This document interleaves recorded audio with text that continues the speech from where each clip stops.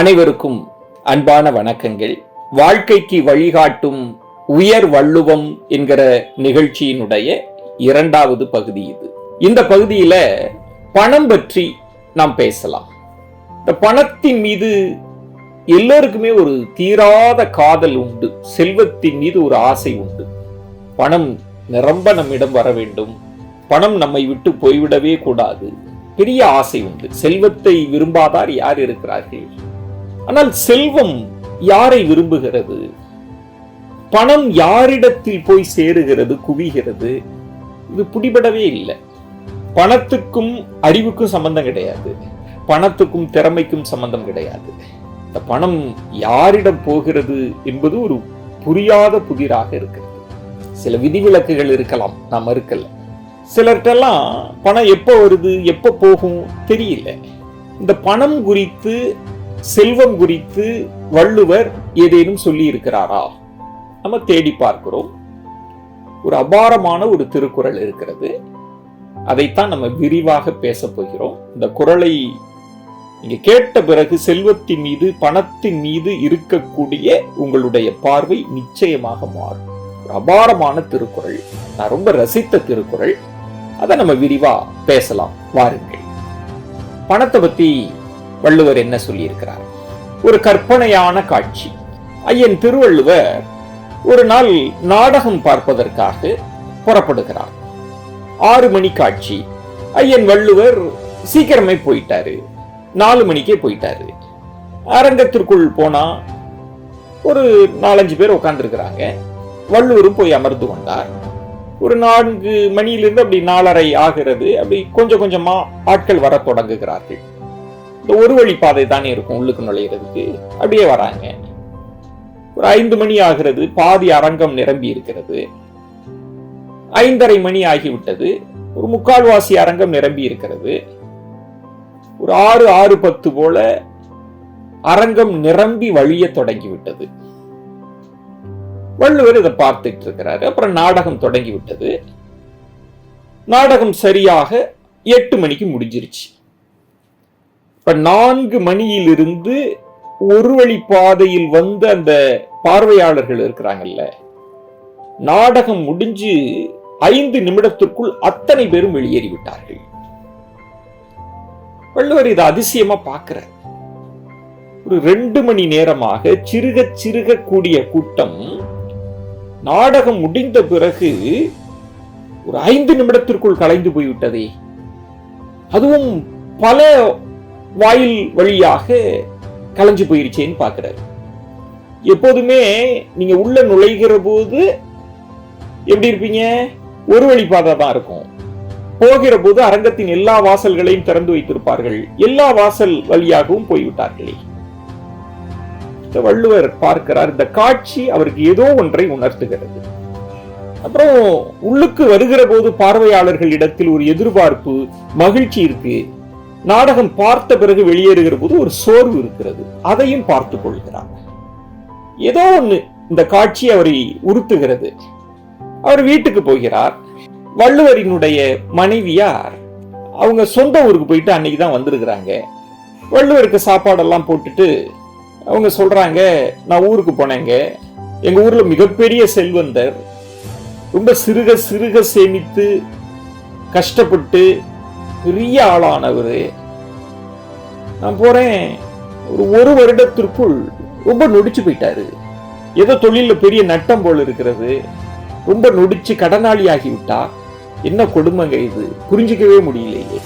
எல்லாம் தலை விதிப்புல இருக்குங்க, எல்லாம் நேரம் தான் அப்படின்னு வள்ளுவர்கிட்ட சொல்லிட்டு அந்த அம்மா போயிடுறாங்க.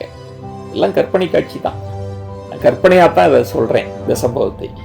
இப்ப வள்ளுவர் யோசிக்கிறார், அரங்கத்திற்கு சிறுக சிறுக வந்த கூட்டம் நாடகம் முடிந்த பிறகு ஒரே நேரத்தில் அப்படி கலைந்து போனதை போல இந்த செல்வமும் சிறுக சிறுக சேமிக்கப்பட்டு குவிக்கப்பட்டு ஒரு நாள் திடீரென கலைந்து போய்விட்டதோ அப்படின்னு அவர் யோசிக்கிறார். இதுக்கும் அதுக்கும் அவருக்கு ஒரு ஒப்பீடு தோன்றுகிறது. இப்ப வள்ளுவர் எழுத ஆரம்பிக்கிறார் ஓலைச்சுவடியில். கூத்தாட்டு அவை கொளாதற்றே பெருஞ்செல்வம் போக்கும் அது விழிந்தற்று அப்படின்னு ஒரு குறளை எழுதிவிட்டார். என்ன சொல்ல வர்றாருன்னா, ஒரு நாடகத்தை பார்க்க வருகிற கூட்டம் எப்படி சிறுக சிறுக வந்து நாடகம் முடிந்த பிறகு ஒட்டுமொத்தமாக உடனடியாக கலைந்து போகிறதோ, அப்படித்தான் சிறுக சிறுக சேமிக்கப்பட்ட செல்வம் ஒரு நாள் கலைந்து போய்விடும், தீர்ந்து போய்விடும், உன்னை விட்டு போய்விடும் அப்படின்னு எழுதுகிறார். இதுல இன்னொன்றும் உண்டு. நாடகம் முடிஞ்ச போது கூட்டம் கலைகிறது. என் பணம், என் செல்வம், என் சேர்த்து வச்ச சொத்து எப்ப என்னை விட்டு போகும்? ஒரு கேள்வி இருக்கு இல்லையா? அதற்கும் வள்ளுவர் சொல்கிறார், ஒவ்வொருத்தனுக்கும் நல்வினை காலம், தீவினை காலம் என்று ஒன்று உண்டு. நல்வினை காலத்தில் உனக்கு செல்வம் குவியும், பணம் குவியும், பணம் குட்டி போடும், நீ தடுத்தாலும் வந்து சேரும். எல்லாருக்கும் நல்வினை காலம், தீவினை காலம் என்று ஒன்று உண்டு. நினைவில் வைத்துக் கொள்ளுங்கள். செல்வம் வரும். எப்படி நாடகம் முடிகிறதோ அப்படி உனக்கு நல்வினை காலம் முடிகிற போது, தீவினை காலம் தொடங்குகிற போது செல்வம் உன்னை விட்டு சென்று விடும். ஒரேடியா போயிடும், உடனடியாக போய்விடும். அப்ப வள்ளுவர் சொல்கிறார், இந்த செல்வத்தை, இந்த பணத்தை, இந்த பொருளை நிலையானது என்று நம்பாதே, மயக்க நிலையில் இருக்காதே. இன்றும் நீங்க யோசித்தால் கொஞ்சம் அந்த செல்வம் என்கிற அந்த சொல் இருக்குல்ல, அதை நல்ல கூர்மையா நுணுக்கமா கேட்டு பாருங்க. செல்வம் செல்வம் செல்வம் செல்வம் செல்வம் செல்வோம், நாங்கள் சென்று விடுவோம் என்று உங்களுக்கு சொல்லிக் கொண்டே இருக்கும். வள்ளுவர் என்ன சொல்ல வருகிறார்? செல்வம் என்பது நிலையானது கிடையாது, நீ நிலையானது என்று நம்பாதே. இதுதான் வள்ளுவர் சொல்ல வந்தது. இன்னொன்றும் சொல்கிறேன். இதை சொல்ல வந்ததற்கான காரணம் என்னன்னா, செல்வம் வருகிறதே, எப்போது வேண்டுமானாலும் இந்த செல்வம் உன்னை விட்டு போய்விடும். நல்வினை காலம் இல்லை என்றால் போய்விடும், ஓடோடிவிடும். அந்த குறுகிய காலத்திற்குள்ளாக நீ தர்மம் செய்ய வேண்டும். இந்த செல்வம் நிலையானதுன்னு நீ நம்பிடாத. பல பேர் இருக்கிறாங்க, பல பேர் சொல்லுவாங்க, 10 தலைமுறைக்கு ஒரு சொத்து சேர்த்துக்கிறாரு, உட்கார்ந்து சாப்பிடலாம். அப்படிலாம் கிடையாது. எல்லோருக்குமே நல்வினை தீவினை என்று காலம் உண்டு. என்னிடம் கூட பலர் சொல்வார்கள், நான் அந்த ஓலா ஊபர்ல எல்லாம் போகிற போது, கார் வாகன ஓட்டிகள்லாம் நான் பார்க்கிற போது அவங்க சொல்லுவாங்க, நான் மிகப்பெரிய பிசினஸ் பண்ணிட்டு இருந்தேன், பணம் கொட்டுச்சு சார், திடீர்னு பெரிய நட்டம், நான் ஓலா ஓட்டிட்டு இருக்கேன், ஊபர் ஓட்டிட்டு இருக்கிறேன், என்னிடமே சொல்கிறார்கள். எனக்கு என்னன்னே தெரியல, உச்சத்துக்கு போனேன், இப்ப திடீர்னு கீழே விழுந்துட்டேன் சார் சொல்லி இருக்கிறார்கள். நான் அப்போது திருக்குறளைத்தான் நான் நினைச்சுக்குவேன், வள்ளுவரைத்தான் நினைத்துக் கொள்வேன். நான் இந்த குறளின் இன்னொரு இடத்தை சொல்கிறேன். நான்மணி கடிகை இது பற்றி பேசி இருக்கிறது, அதையும் சேர்த்து நீங்கள் புரிந்து கொள்ள வேண்டும். நான்மணி கடிகையில் ஒரு காட்சி, ஒரு புலவன் ஒரு செல்வந்தர் வீட்டுக்கு போறாரு. அந்த செல்வந்தர் பெரிய தயால குணம் கொண்டவர், தர்மம் செய்யக்கூடியவர், ஒரு தர்மகர்த்தா, நிறைய தான தர்மங்கள் செய்யக்கூடியவர். அவங்க பையன் அவங்க அப்பாவை திட்டுறான், யோ நீ பாட்டுக்கு எல்லாத்தையும் இப்படி வாரி இறைச்சிட்டு போனா நாங்கெல்லாம் ஓட்டாண்டியா போக வேண்டியதான், திருவோடு ஏந்த வேண்டியதான், என்னையா இப்ப எல்லாரையும் இப்படி தர்மம் தர்மம்னு செஞ்சுக்கிட்டே இருக்கியே, கேட்கிறவனுக்கு எல்லாம் கொடுத்துக்கிட்டே இருக்கிறியே, இப்ப எங்களுக்கு என்னதான் வச்சிருக்க, வைக்க போற அப்படின்னு பையன் கேட்கிறான். அப்ப போன புலவர் சொல்கிறார், தம்பி அப்படிலாம் நீ கவலைப்படாத, நல்வினை காலம்னு ஒண்ணு உண்டுப்பா.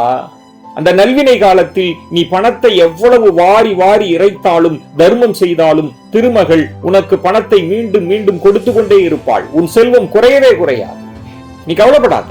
பையன் கேட்கிறான், உண்மையா சொல்றீங்களா? உண்மையா சொல்கிறேன், இது வாழ்க்கையின் யதார்த்தம் சொல்லிவிட்டு சொல்கிறார். ஆனால் இன்னொன்றை நினைவில் வைத்துக்கொள், தீவினை காலம் என்று ஒன்று உண்டு. அந்த தீவினை காலம் நெருங்குகிற போது நீ என்னதான் பணத்தை பூட்டு போட்டி வைத்தாலும், யாருக்கு கொடுக்காமல் இருந்தாலும், நீ எந்த பெட்டகத்தில் வைத்திருந்தாலும் அந்த பணம் உன்னை விட்டு சென்று விடும், நீ அதை தடுக்க முடியாது என்று சொல்கிறார். அப்ப அந்த பையன் கேட்கிறான், ரொம்ப அதிர்ச்சியா கேட்கிறான், தீவினை காலத்தில் என் செல்வம் என்னை விட்டு போய்விடுமா? ஆமாம் போய்விடும். அப்ப தீவினை காலத்தில் என்னோடு எதுதான் தங்கி இருக்கும், என்னோடு எதுதான் இருக்கும்? அவன் கேட்கிறான். புலவன் சொல்கிறான், தீவினை காலத்தில் உன்னோடு நிரந்தரமாக இருக்க போவது எது தெரியுமா? நீ செய்த தான தர்மங்கள், புண்ணியங்கள், அது உன்னோடு இருக்கும். அதனால நல்வினை காலத்தில் செல்வம் இருக்கிற போதே, பலருக்கு நல்வினை தீவினை நம்பிக்கை இல்லாமல் இருக்கலாம், அப்படி இல்லாதவர்களுக்கும் சேர்த்து சொல்கிறேன், அந்த நம்பிக்கைகளை விட்டு விடுங்கள். செல்வம் இருக்கிற போதே, பணம் இருக்கிற போதே தான தர்மங்கள், உதவிகள் செய்து விடுங்கள். இந்த செல்வம் நிலையானது அல்ல என்பதை புரிந்து கொள்ளுங்கள். அந்த நான்மணிக்கடிகையையும் இந்த திருவள்ளுவரினுடைய இந்த அற்புதமான குறளையும் நீங்கள் ஒப்பிட்டால் ஒன்றை தெரிந்து கொள்ளலாம். கூத்தாட்டு அவை கொளாதற்றே பெருஞ்செல்வம் போக்கும் அது விழிந்தற்று. குறளெல்லாம் மறந்துருங்க. என்ன இதிலிருந்து நீங்கள் தெரிந்து கொள்ள வேண்டும் என்றால், நம் வாழ்க்கையில் நாம் என்ன புரிந்து கொள்ள வேண்டும் என்றால், இந்த செல்வம் நிலையில்லாதது. இந்த செல்வம் நமக்கு நேரம் இருந்தால் வந்து சேரும், பல வழிகள்ல வரும், சிறுக சிறுக வரும். அதற்கான நேரம் வந்துவிட்டால் போய்விடும். இப்ப பெரிய வணிகம் செய்து நொடித்து போனவர்களே, நீங்கள் கவலைப்படாதீர்கள். உங்களுக்கு நல்வினை காலம் என்று ஒன்று உண்டு. வெளிச்சம் வரும். நம்பிக்கையோடு உழையுங்கள், முயற்சி செய்யுங்கள். ரொம்ப நல்வினை காலத்தில் ரொம்ப சோகமா இருக்கிறீங்களா? பணம் வந்துகிட்டே இருக்கிறதா? பணம் குட்டி போட்டுக் கொண்டே இருக்கிறதா? நீங்கள் வேண்டாம் என்று சொன்னாலும் பணம் உங்களை நோக்கி வந்து கொண்டே இருக்கிறதா? கொஞ்சம் யோசியுங்கள். இந்த பணம் எப்போது வேண்டுமானாலும் உங்களை விட்டு போகலாம். இருக்கிற போதே 4 பேருக்கு நல்லது செய்யுங்கள், உதவுங்கள் என்று வள்ளுவர் பேசியிருக்கிறார். நிலையாமை என்கிற அதிகாரத்தில் இதை பேசியிருக்கிறார். 1330 குறட்பாக்களையும் விரிவாக பேசப் போகிறோம், ஆழமாக தரிசிக்கப் போகிறோம். தொடர்ந்து என்னோடு பயணியுங்கள். நன்றி, வணக்கம்.